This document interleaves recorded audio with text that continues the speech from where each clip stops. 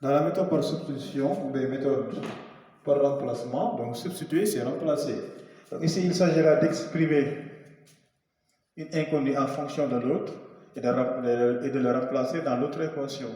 Donc ici, donc là, il faut bien choisir l'inconnu que vous allez exprimer en fonction de l'autre. Et dans ce sens, je vous conseille de travailler sur les coefficients des inconnus. Souvent, les moins, il ne faut pas les utiliser parce que vous ne les manipulez pas bien. Ici, le coefficient de x2, ici pour y2. Ici, le coefficient de x, c'est l'élément neutre de la multiplication. Neutre, très simple. Ça ne va pas nous gêner au niveau des calculs. Raison pour laquelle il serait plus judicieux d'exprimer le x en fonction de y dans l'équation b. Voici l'équation b, on va exprimer x en fonction de y. On transpose plus 2y et c'est moins 2y. Et en deux lignes, on a exprimé x en fonction de y et on obtient une expression c. Au niveau de la deuxième étape, on va tout simplement remplacer l'expression où x est déjà en fonction de y dans l'équation avec laquelle on n'a pas qu'on travaille, c'est-à-dire l'équation a. N'oubliez pas que cette expression C-là vient de B. Il y a une équivalence entre les deux. Donc on le remplace dans l'équation A. On prend l'équation A. 2x moins 3y égale 2. On va tout simplement remplacer le x par son expression en fonction de y. Son expression en fonction de y, c'est moins 6, moins 2y, ensuite moins 3y égale 2. Ensuite, à ce niveau, on va développer. On aura moins 12,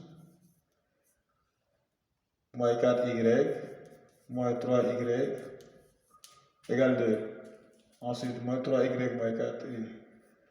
Là, c'est moins 7y égale 2. On transpose moins 12, ça fait plus 12. Résultat, le nombre change de signe quand il change de membre. Et là, 2 plus 12, c'est 14 sur moins 7.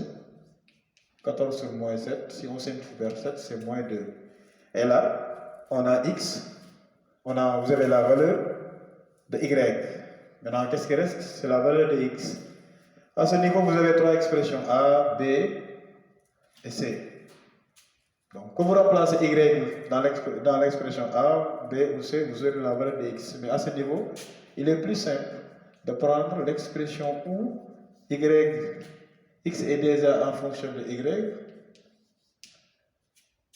Avec cette expression-ci, il serait plus simple de le prendre parce que là, x est déjà en fonction de y et on cherche la valeur de x. Et en plus même de ça, on a la valeur de y. Là, on va remplacer. On est toujours dans la méthode. Moins 6, moins 2, facteur de moins 2. Ensuite, moins 6, plus 4, moins 2, moins 2. Ensuite, moins 6, plus 4, c'est moins 2. Ensuite, S égale. C'est un couple.